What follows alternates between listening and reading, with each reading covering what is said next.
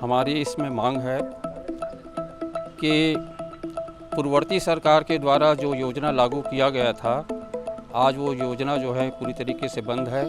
जो मज़दूर वर्ग के एक तबका है, उनके साथ जो छलावा हुआ है, उसके विरोध में आज हम यहाँ पर सहायक श्रम आयुक्त महोदय को ज्ञापन सौंपने आए हैं। जब से सरकार आया है तब से पूरी तरीके से योजना बंद है, फ्लॉप है। न बच्चों को स्कॉलरशिप मिल रहा है, न कन्या विवाह योजना का कारण ये समझ से बाहर है कि सारी योजना हम लोगों ने कई मरतबे यहाँ पर आकर के आयुक्त महोदय को, इससे पहले वालों को भी आवेदन किया था, निवेदन किया था, लेकिन पता नहीं वो आवेदन देने के बाद में कहाँ पर जा कर के वो गुम हो जाता है, गायब हो जाता है। इसलिए हम वर्तमान सरकार से पुनः आग्रह करेंगे कि तत्काल इस योजना को लागू किया जाए। नहीं, ऐसी योजनाएं बंद नहीं हुई हैं।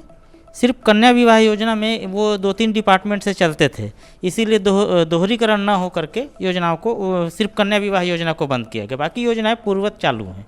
हाँ, इन्होंने 17 बिंदुओं पे अपनी मांग प्रस्तुत की है यहाँ पे रायपुर असंगठित कर्मकार संघ द्वारा। शासन को इसको पत्र को भेजा जाएगा, शासन ही नीतिगत निर्णय लेगी। कन्या योजना इसलिए क्योंकि 2-3 डिपार्टमेंट से चलता था वो, और चूँकि उसमें एक ही हितग्राही उसमें कई योजनाओं का लाभ ले रहा था, तो दोहरीकरण उसमें हो रहा था। इस वजह से कन्या विवाह योजना को बंद कर दिया गया। शेष योजनाएं चालू हैं।